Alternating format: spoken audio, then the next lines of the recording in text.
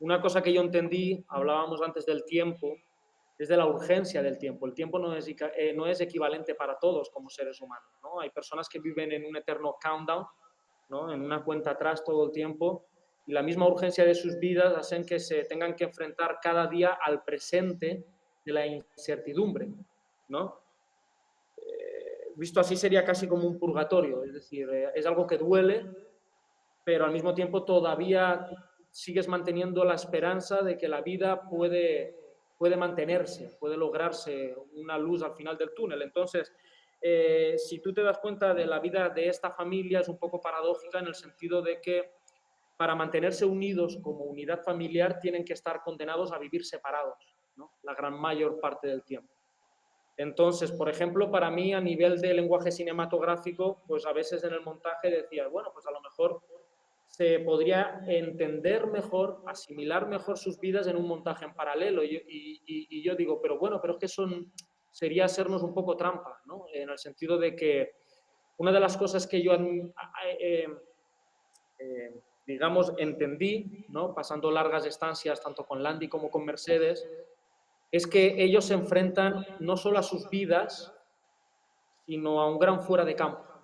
Todo el tiempo Landy, si se tiene que lanzar en una gran tormenta eléctrica a coger algo de carne es porque está llegando tarde a casa. Y es porque las noticias dicen que la pandemia está afectando mucho la zona y se está preguntando cómo está su familia, que es vulnerable, cómo está su mujer y sobre todo cómo está su hijo, ¿no? Que se enfrenta a una doble injusticia, ¿no? Moral. La primera es la sociedad en la que nos ha tocado vivir y la segunda es su propia enfermedad. Eso hace que todavía el tiempo sea más urgente. Y después el caso de Mercedes, ¿no? Mercedes está todo el tiempo como en este umbral, ¿no? La película, si se dan cuenta, termina como en el umbral de la puerta, donde de puertas afuera está su marido y eso es algo perverso, porque cuando su marido no llega a tiempo, se debate en esta cosa entre, bueno, ¿qué hago? ¿Aviso a alguien para que le pueda ayudar? Porque a lo mejor pasó algo y no está regresando por culpa de un accidente, pero si aviso a alguien nos estoy echando para adelante a todo el mundo, nos estoy delatando y si no le pasó nada, pues a lo mejor va preso y con la misma el alimento de mi niño también y con la misma mi compañía en la vida. Entonces, como no sabes cuál es la decisión mejor, la decisión que tomas es la tercera, que es la de la indecisión. Y eso es absolutamente doloroso, muy perverso. Y eso es día detrás de día. Y paralelamente tienes un niño al que necesitas hacerle, evadirle un poco el tiempo. Entonces, digamos que la película funciona en su estructura como un espejo. Al final, algo que yo entendí es que si tú te mantienes fiel a hechos cotidianos, no necesitas hacer muchos alardes en la puesta en escena, porque la misma vida de nosotros nos habla. O sea, nosotros a lo mejor no tenemos en cuenta muchas veces nuestra propia vida, pero el ser humano es un ser de hábitos.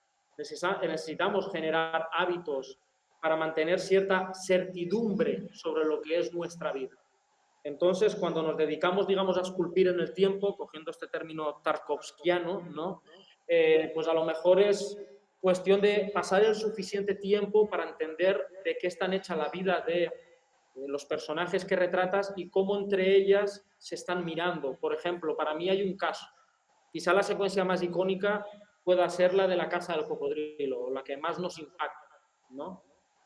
Si te das cuenta, ahí pasan determinadas cosas que se hablan con, para mí, el momento más feliz de la película. Ahí vemos a un hombre con el agua al pecho, ¿no? Con sus manos, tratar de agarrar un alimento. Si te das cuenta en la película, ese alimento tiene una función, que es la de alimentar a tu niño.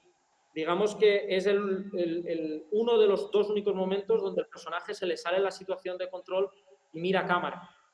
Mira a cámara porque hay un momento que más allá de la película, que eso es algo que recibimos nosotros ahora, posteriori, ahí estamos viviendo, ¿no? Y estamos viviendo a 4 días de la civilización, dos hombres, uno con una cámara y otro tratando de agarrar un cocodrilo en medio de una tormenta eléctrica.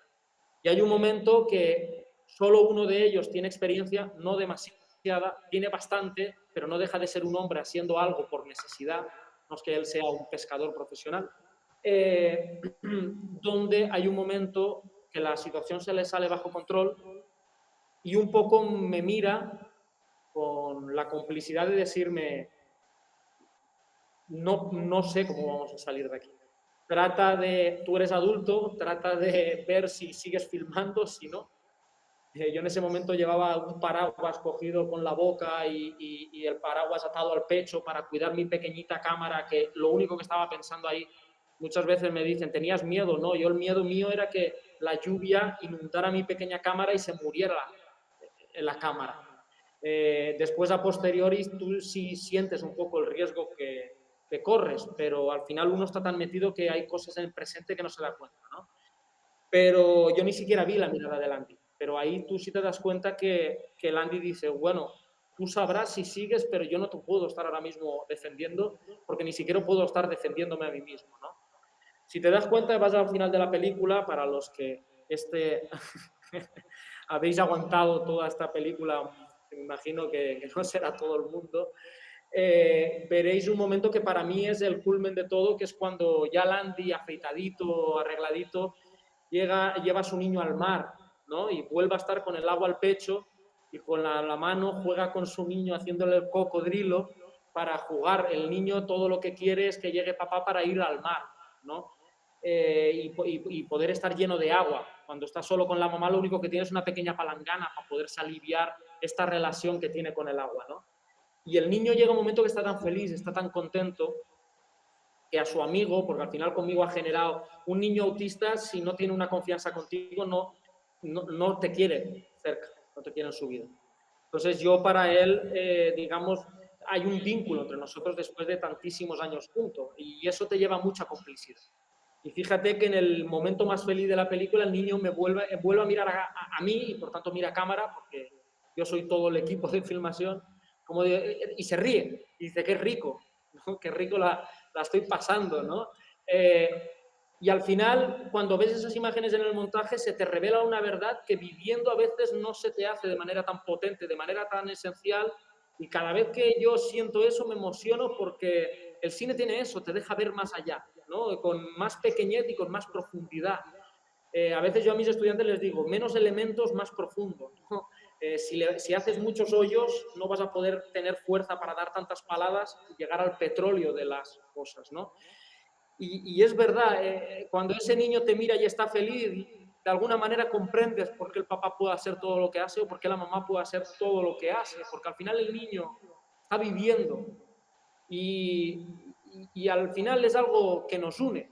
Tú, no sé, a veces yo en mi vida, mi abuela tiene Alzheimer, qué sé yo, y era mi mejor amiga porque yo era el chiquito de mi familia y mi abuela cuidaba al más pequeño y de pronto mi abuela, como Benjamin Button, empezó a decrecer su experiencia de vida, la mía empezaba a crecer y hubo un momento que casi teníamos la misma edad y fuimos mejores amigos y siguió bajando y hay un momento que tú te das cuenta cuando alguien te revela algo de alma, porque todos los que hemos tenido a alguien que se enfrenta al Alzheimer entendemos lo que es la muerte, que no es la no existencia del cuerpo, es la falta de alma, es cuando se te va el alma en vida, ¿no?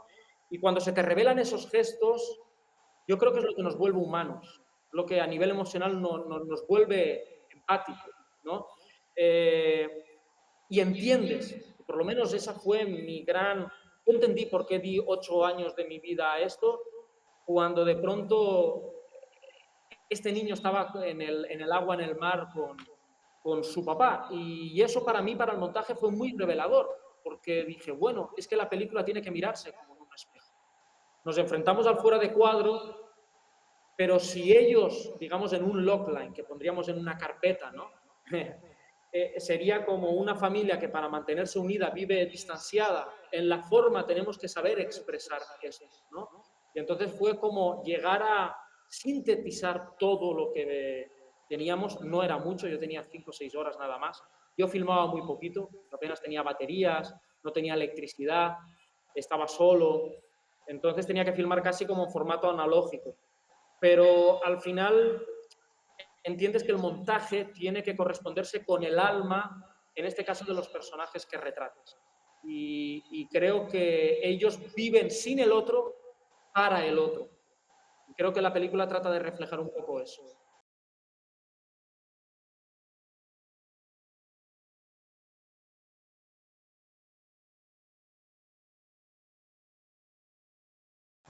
En el fondo es algo muy orgánico, yo creo. O sea, cuando tú profundizas en por qué cojones haces cine, de alguna manera te preguntas, o por lo menos yo lo hago, ¿por qué mi mamá o mi abuela, que no tiene ninguna pretensión artística, cuando yo era niño me filmaba con lo que tenía, ¿no? Y si no tenía nada, pedía una videocámara al del barrio que la tuviese para filmarse. Al final eso no va a llegar a ninguna parte. Pues es porque nos damos cuenta de alguna manera que lo que estamos viviendo aquí y ahora va a cambiar. No podemos huir del tiempo y queremos de alguna manera embalsamar eso. Entonces, yo soy una persona, a mí realmente lo que me encanta es leer. No te diría ni la literatura porque parecería que escribir. A mí lo que me gusta como persona es leer mucho. Pero a mí lo que más me gusta para leer es viajar, caminar, estar solo, leer. Y en eso vas encontrando gente. Yo la primera persona que encontré en ese sentido fue Mercedes. Mercedes estaba sola. Yo no sabía nada de Landy ni nada y tomaba café. Mercedes era bien jodedora como yo. En Cuba decimos lo de dar muela, ¿no?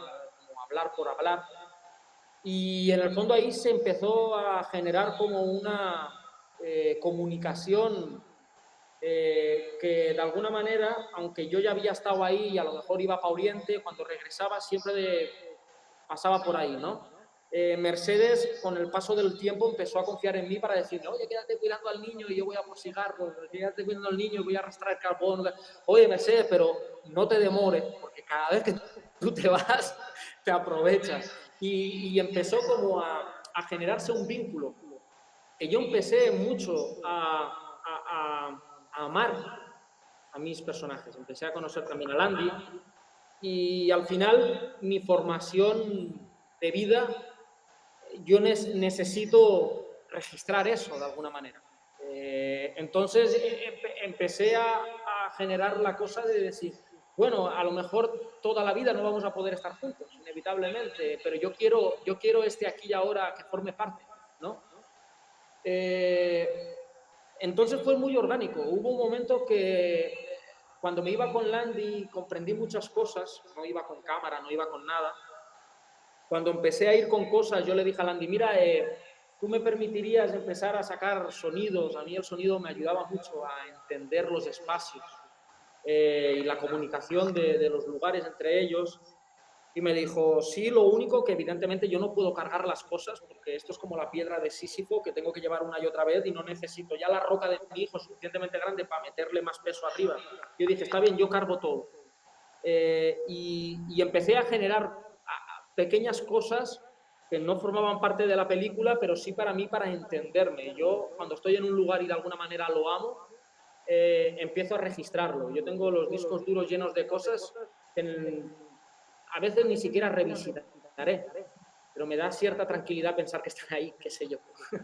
Entonces, es algo muy, muy natural. Yo no tenía necesidad de hacer una película, ¿sabes? Yo siempre pienso en una entrevista para mí muy genial que le leía a Lucrecia Martel, que para mí es una tipa next level, y decía, coño, una mujer latinoamericana tan buena, tan importante, ¿cómo es que ha hecho tan pocas películas y necesitamos que seas como la punta de lanza de algo nuevo? Y la respuesta, tú imaginas, podría ser así, no, era una línea. Y decía, bueno, a lo mejor no tengo tantas cosas que contar. ¡Wow! Eso a mí me encantó porque dije, si Lucrecia no tiene tantas cosas que contar, ¿qué cojones voy a contar yo? ¿No? Eso para empezar. Y después también la honestidad de una persona que se enfrenta a su vida con cierta coherencia. Quiero decir, yo cuando mis estudiantes es, coño, pero voy a salir de la escuela y de qué voy a vivir. Bueno, eso es otra cosa. De qué vas a vivir es una cosa y el cine que hagas es otra cosa. Tratemos de no cargar estas cosas aquí, porque a mí me amo el cine, pero trato de hacer otras cosas, profesor, escribir, qué sé yo, trabajo con otra gente, asistencia de dirección, en un mundo más industrial, pero yo por lo menos en mi relación con el cine conforme la siento, y siento que el cine tiene que ser muy heterodoxo y cada uno de ustedes toma su propio camino y está muy bien que sea así, pero en el mío siento que cuando haga algo tiene que ser porque siento que si el día de mañana no lo hice, lo voy a extrañar. Y como yo sé que soy mortal y la vida es finita y nos vamos todos para el carajo lentamente, hay cosas que necesito simplemente, que han formado parte de mi vida y que necesito que estén. Andy puede vivir sin que se le haga una película. Mercedes puede vivir sin que se le haga una película.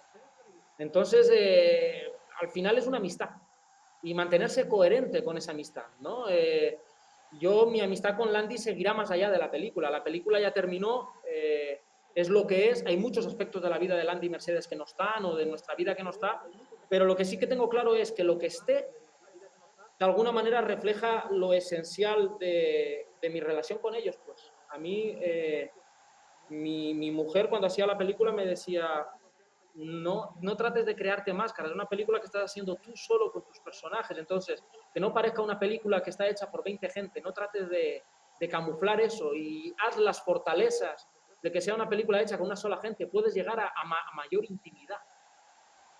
Tu visión transluce un cariño que forma parte de ti cada vez que me hablas de Merche o de Landy o de Denis. Relájate con eso y actúa con cierta coherencia. Entonces, yo un poco lo que traté fue de hacer eso, nada más. Creo que nunca los he visto como actores, creo que ellos nunca se han visto como actores, nunca me han visto a mí como director. Mi cámara era así, súper chiquita, una Sony, así como... entonces era como, todo ha sido muy orgánico y cuando pasa mucho tiempo, pues yo creo que llegas a mayor naturalidad. Yo creo que a veces en los rodajes invertimos mucha plata en muy poco tiempo y todo se vuelve muy violento para según qué cosas. Entonces, si tú quieres generar intimidad con tus personajes, a lo mejor deberíamos generar diseños de producción más coherentes con esa intimidad. A lo mejor equipo de técnico más pequeño, poder filmar más tiempo, entre medias hacer otras cosas, dejar que el tiempo cambie, no pensar que el cine es una única cosa. Creo que a veces nos equivocamos en las escuelas de cine enseñando una sola verdad. Y creo que es como la filosofía. Cada filósofo es diferente. Y todos tratan de acercarse a la esencia de lo que es vivir. Entonces, bueno, no sé, esa ha sido la manera que yo comprendí, pero ni siquiera es una manera eficiente para según qué otras cosas, ¿sabes? Lo que yo sí siento es que vivir y hacer esta película para mí ha sido exactamente lo mismo.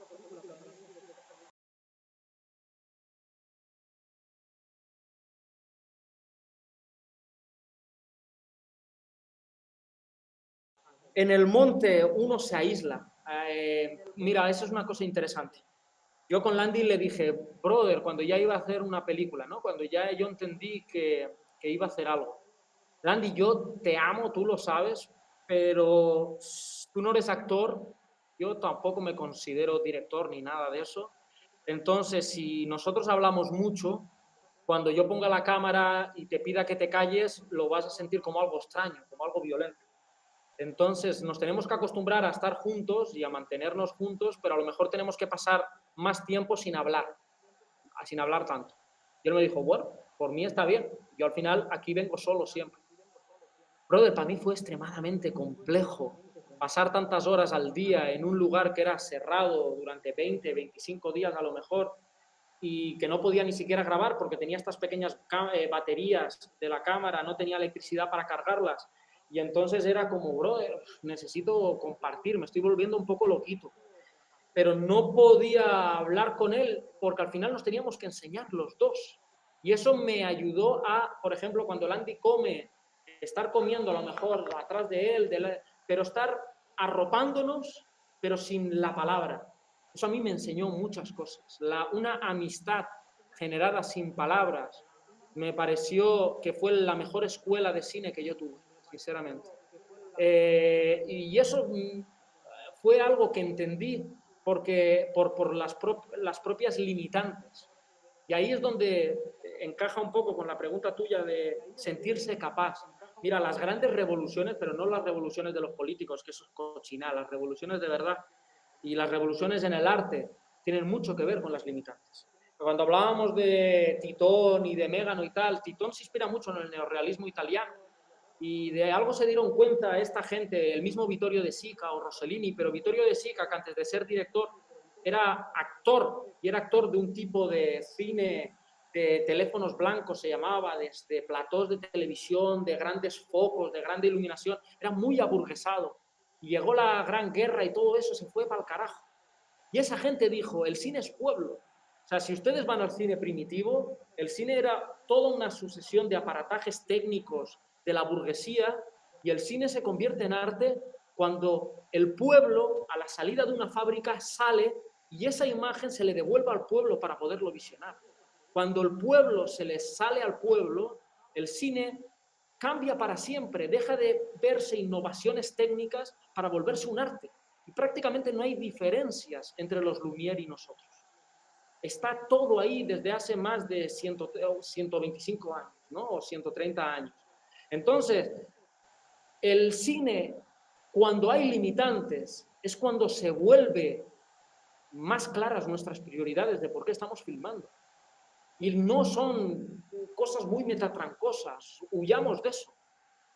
Es bien esencial lo que estamos haciendo. Estamos vivos y habrá un momento que no lo estamos. Y el cine nos permite eso. Igual que filmar a nuestros pequeñitos o a nuestros viejitos, es porque sabemos que un día se van a ir o van a crecer y necesitamos tener eso. Entonces, estamos en Venezuela, ustedes, bueno, ustedes pueden recibir un testimonio fuera del oficialismo, un testimonio que la misma imagen ¿cómo se llama esto? Lo posean. Ustedes poseen las imágenes como generación. Y ustedes poseen ese poder que a lo mejor no has visto ahora. Pero esas imágenes tendrán un valor de aquí 25 años si tienen la honestidad y la prioridad por la que fueron hechas. Entonces, yo no creo que estemos aquí para defender nuestro valor personal, pero sí creo que nuestro valor personal, las cosas que a nivel individual decidimos exponernos, a lo mejor el día de mañana nos ayudan a ver mejor lo que fuimos como generación, lo bueno y lo malo. A nosotros no nos pertoca decidir ni dar respuestas, simplemente estar y poner las prioridades en la imagen, en el sonido, en el tiempo y en el espacio. ¿Sabes? Entonces, creo que a lo mejor Venezuela es el mejor lugar del mundo para hacer cine ahora mismo. Creo que Cuba a lo mejor es el mejor lugar del mundo para hacer cine ahora mismo. Y cine se puede hacer con un móvil, como lo hace Jafar Panahi en Irán, sin salir de su casa. ¿Qué es el cine?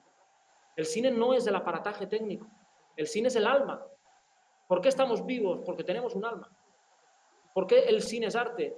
Porque responde a un alma. Y a cada uno de nosotros nos compete concretizar en forma a qué se debe ese alma.